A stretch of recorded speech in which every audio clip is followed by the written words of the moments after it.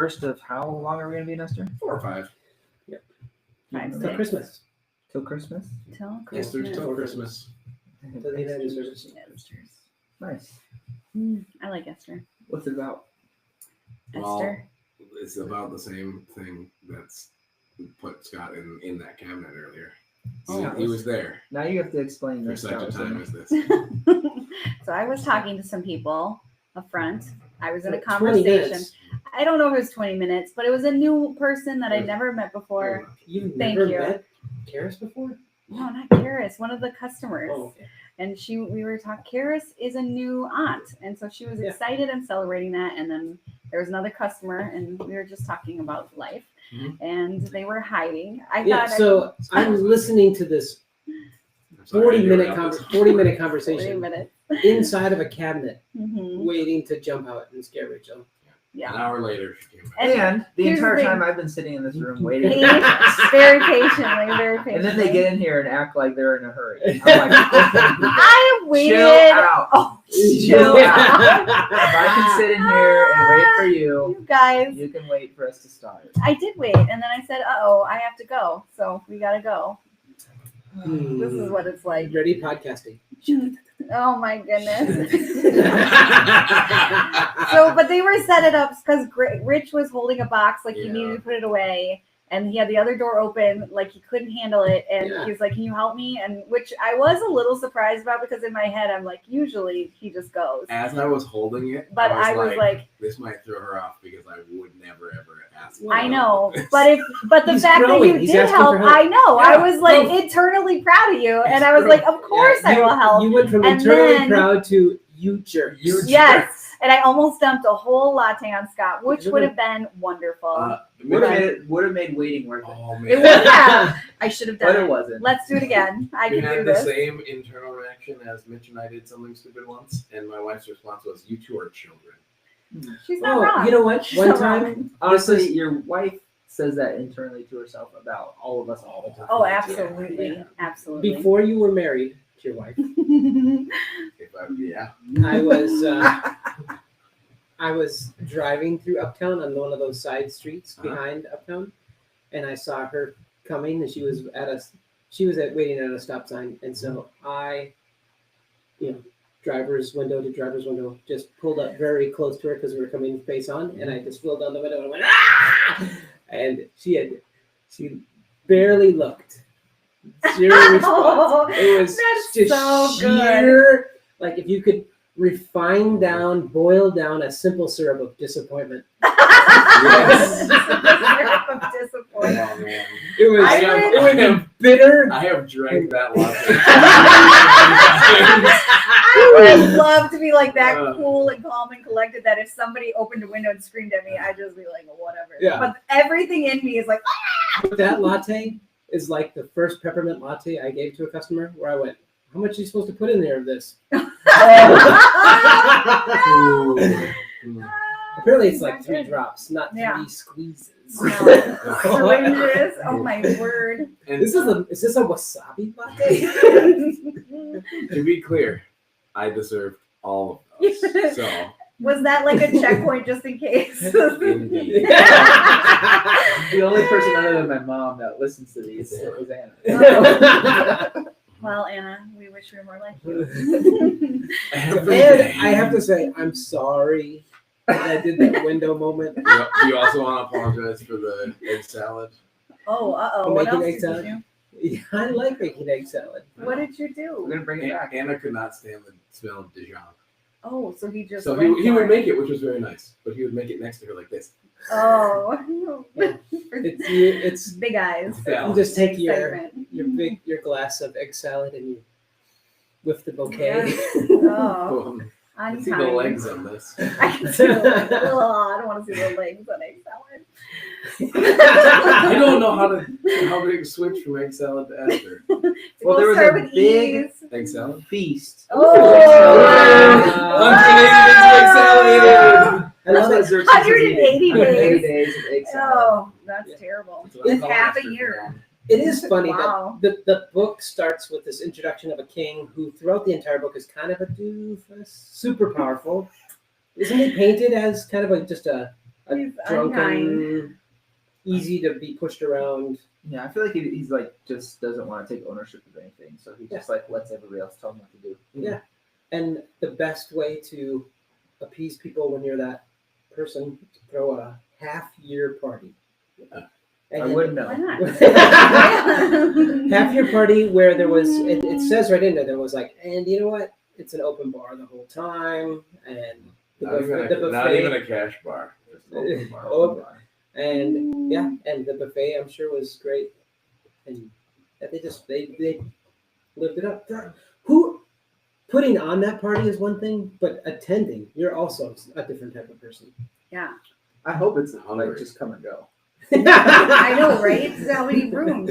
But it's the moment when you're the like, palace. Oh, you you're not allowed you show up to for a leave? party and you're like, how late is this gonna go? 180 days. I don't- months yeah. later. I don't really love being at other people's houses for like 3 hours. Yeah, there is a. half a You year. get to 2:45 and it starts to feel a little. How long are we gonna be here? Although if any state in the country that was gonna have a party that lasted too long, it would be Minnesota. Because Nobody leaves. Because we leaves. can't. Well, we can't say Tater tots for goodbye. days. Can't leave. You don't want to. It's uncomfortable to leave. It's uncomfortable to say goodbye. And if you're not the first to leave, then you're gonna be the last to leave. And being the last to leave is worse because it's You're really the last tough. to leave every time. Well, it's because I'm trying to be helpful for a few minutes, and then I'm like, all right, let's go. But it's hard to leave. Yeah. All right. Well, I'm sorry. No, I'll leave no, earlier no. next time. I don't want the Listen, party you and I to are the last too we're long. competing. 'Cause Ugh. I'm the one that always leaves after. I know you're the last person because I'm leaving just after you. Where are you going? Why do you First. I would probably be the last one. Except my wife is more like Greg. My husband is. If we have people would to our want leaving, house, but- I will leave before they leave. Like, I'm going to bed. See you Good later. night. Bye. But what time did you go to bed last night? 6:45. Yeah. What time did you go to bed last night? Just after 7. Just after 7. Oh, So of perfect. course they stay later The than sun you go was to down bed. for an What hour. if a trick or treater came? Oh, I man. turned off all the lights. The sun is down, so is Greg. I know, but I'm just saying if people stay later than he goes to bed, The That's sun not really- has gone to sleep. It's not That's that all. I have gone to bed before my father-in-law 2 nights in a row now. Uh, Nice. And no one's at my house now, so I can go to bed whenever I want tonight. After See it's what done. I do. Greg is going when home after somebody's- this. I was like, Bedtime. if no one's at my Bedtime. house to put to wake up to, or I'm not like going to bed at 7. I'm going to bed at like 2 in the morning because I can Zelda. do whatever I want. No You responsibility. know what I want? Nothing. Is to go to bed. That's It's literally every single day. You're I like, look what forward to time going to is it? sleep. Wow. What time is sleep? babe? Yes, I can't wait. I'm so Oh, man. excited. What is the what is the I've never seen him this excited about anything. I I am love- so excited. I love it. It's the Oh, best. man. It I is- don't feel that. It's mine. No one can have it. You can have it. It is yours. I wish I could sleep on less. I wish I could just go. I don't want to. Yeah, that's. Ugh. No, it's Greg lives on the bottom of Maslow's hierarchy. He's Breathing, food, water, shelter, clothing, sleep. That's it. self-actualization. He's not That's even it. interested. Not Breathing, even food, water, interested. shelter, clothing, sleep. Okay, I love it. So this So would be a they tough have party that for us to go be at. they have the 180-day party for the last week. And Greg went to bed at 7. I And know. some of us went to bed at 1. It's fine. Mm. Underneath the cabinet, Greg was sleeping at the party. Man, I want to I have fallen asleep at a party multiple times. If there's company seating, Sorry, would you like I to? fell asleep on stairs one time. oh yeah. Hmm. So the party. The narrative of the story is the king in his inebriation. What's I'm trying to push You're forward. trying Esther so was hard. doing good. Yeah. But first let's talk about sleep some more. It was got a new mattress. That's pretty good. Oh my goodness. I'm glad I didn't have to carry it up your stairs. It came in a box. Oh man. I still It's still heavy. Oh, It was heavy. I did it myself though. I'm sorry.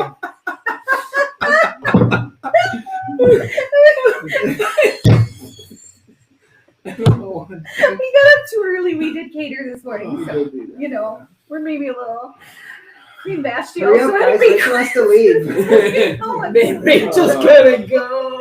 She's gonna have to go. I just shut up. Shut up.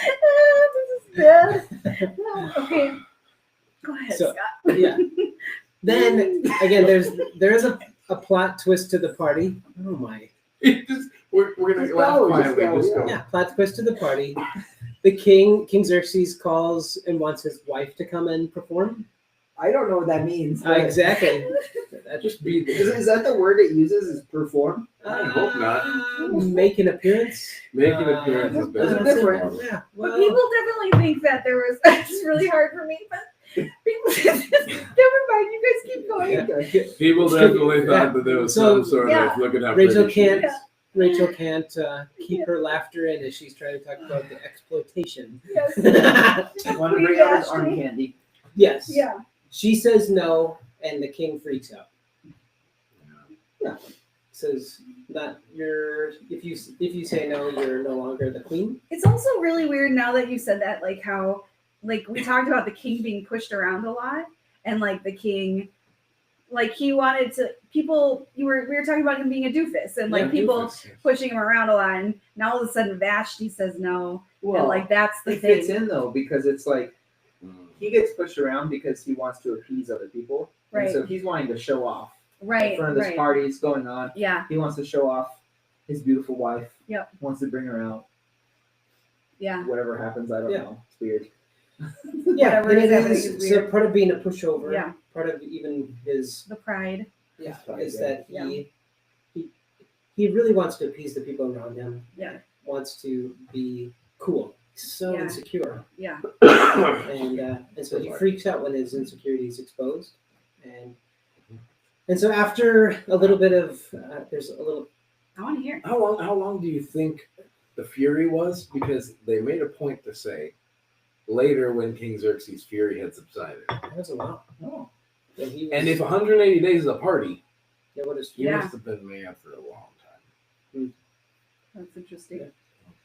and so and I think part of even appeasing, trying to move on from him being a angry, ferocious king, was to hey, let's do a pageant. Let's do a grouping Mhm, a little of beauty let's pageant. find you a new queen, Mhm. and really it was pretty plural. Yeah, so this was a pretty chaotic. A big part of the Esther story is that it's really imperfect people in a less than Yeah. perfect situation, really horrific things happening. And part of the powerful narrative is that God is not ever mentioned once in his word or his action or what he did, what he thought is not mentioned ever in Esther. But we will see that God is placing, empowering, and trusting people in the midst of it, even in the midst of the chaos. And so, anyway, Esther is one of the people or one of the ladies that is brought before the king, and she wins. To replace the queen. Replace the queen. Yep. And we're not going really far in the narrative. There's the whole story it's a folded text. There's the king in celebration at the beginning. At the end of the book, it's going to be Mordecai in big celebration. It's a folded text. Everything mirrors in it, and so there's intentionality or purpose in that. But we'll get to this point where at the end of chapter 2, there are a couple of people that are plotting to kill the king, and Mordecai, who is Esther's cousin, cousin and adopted parent, Cousin Yeah. and guardian. because it literally gives like 4 words. Esther's parents died. Yeah. And it doesn't give the context of that, but it is probably wasn't a great situation, and it is beautiful that a family member would take Esther in and preserve her and her life, and because that wasn't a given it wasn't like as an exile living in a foreign place, probably wasn't a system to help her protect her. Yeah. Well, the family member Was the system. Was the system. Yep. Yep. I read. There's a lot of Jewish writings about Esther, and these are debated, but that she was actually like Jewish nobility. Her bloodline was connected to Saul, and so there was reason for her story to be known and to be shared because of who she was. The tribe of Benjamin or whatever. So Esther is in her platform of now the queen. There's still, as we'll continue on in the story, it's not a place of supreme authority or Yeah. casual relationship with the king. at Well, and all. also like I was just like looking at this little section. It was like either she was going to be the queen or she became a concubine. Like no matter what, Yeah. she was pretty much there forever. Yeah. Like this was it. Yeah, it's we don't have a modern Western No. context No. to even wrap our heads around what it is to be in a culture like that. I'm It's a saying lot that of with ownership, yeah. ignorance, but yeah, Mhm.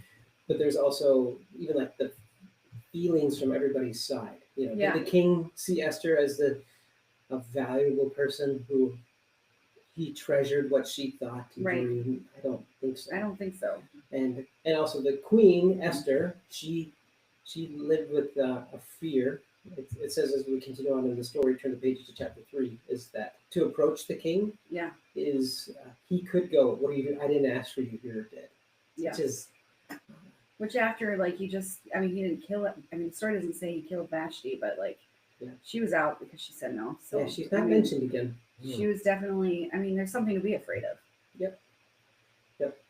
And so at the end of chapter 2, there's it's a brief narrative moment, but it says that there's a group of people that were plotting to kill the king, Mm-hmm. and which is, part of to build the context of it. Here's a king who's trying to do everything to appease these people. Yep. The party, his goal would be everybody likes me. I don't need Yeah. everybody to like me, but everybody does like me because Yeah. I have to have them like me. And so there's a plot to kill Mordecai, who's hanging outside of the palace. Hears this plot and reaches out to Esther, and Esther lets the king know. And it's like a clear declaration at the end of chapter 2 is that Mordecai was given the credit for the saving of the king's life. Mm-hmm. He did it, and it's written in this book of annals, the book of history, and that book will show up again in the future.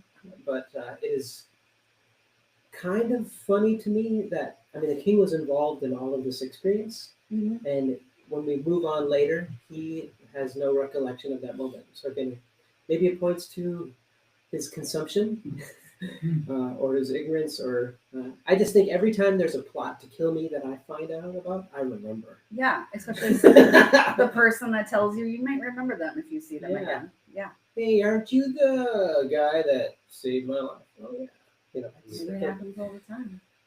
But as we walk into this first portion of text, it's it builds a perspective of being well placed in life, but also where we are, the experience that we're having, even when it's far, far from ideal, and we're not ideal. That God is going to God uses moments. He empowers us and trusts us, and there's opportunity to really to be in the midst of every moment. And Greg, you always explain it really well. This idea of not just God's at work doing something and we're wandering somewhere else in the midst of it, but it's the identification process. Yeah.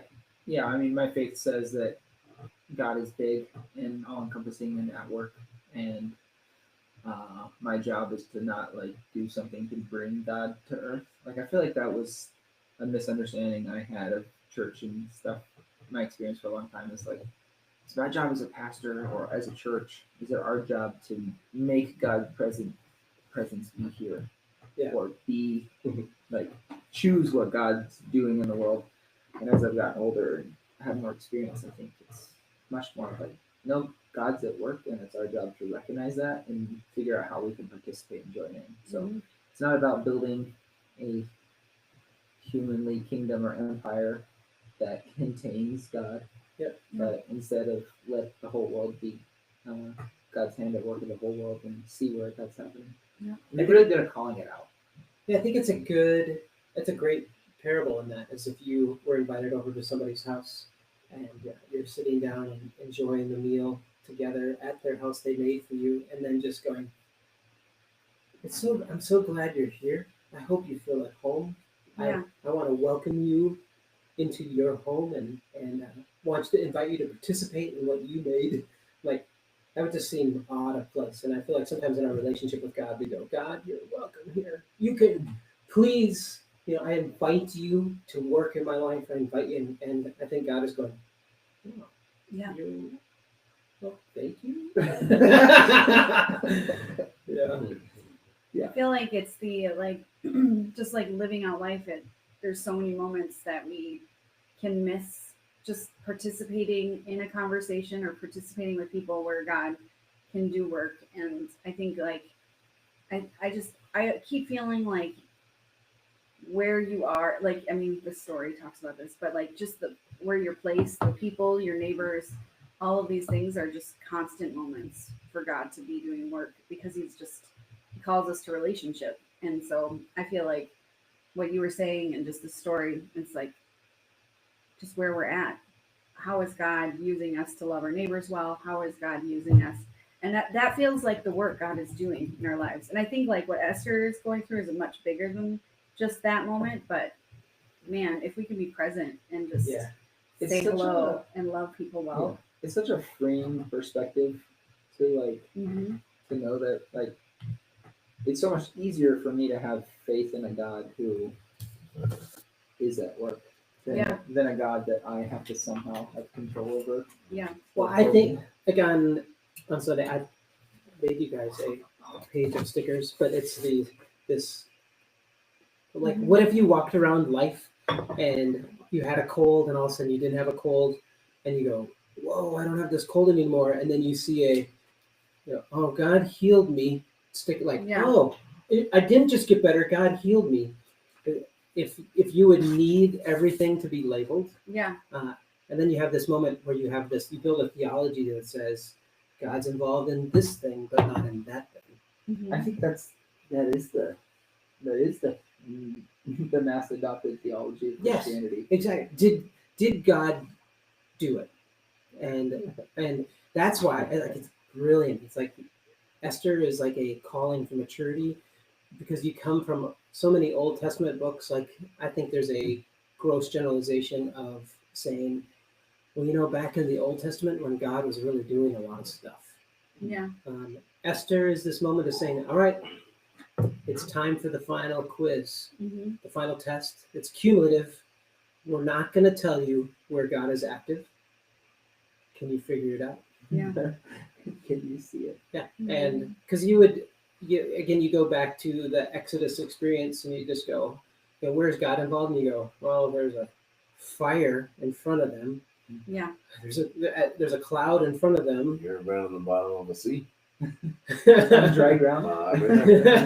Yes. And those are remarkable, but I think that a huge part of spiritual maturity is exactly what we're saying, is to your Esther's scenario. There's bad people, and you turn to page chapter 3. Haman is introduced, and he's not great. He immediately goes to destroying not just Mordecai and Esther, but a whole people group, and so in the midst of that, even you go, wow, somebody's trying to eliminate a genocide is being attempted here. And you go, well, I guess God's not here, not involved. We got to get out of this so that God can do something. And the beauty of the narrative is that while it's not, there's not an obvious sticker on it, that God is truly at work. Yeah, and that you being able to call that out is directly correlated to our ability to know who God is, God's personality, and that happens over time. It's it's in like any relationship. Like I can know, I mean this is a stupid example, but like I can usually point out which latte Kelsey poured because there's just like something different to it, like just there's ways that she pours or like stuff like that. Like you can tell. Well, And I feel like it's like if this was a multiple choice quiz on every page of Esther, is was God aware? Was God involved? Did God was he active? Was he concerned? Like, or all of the above?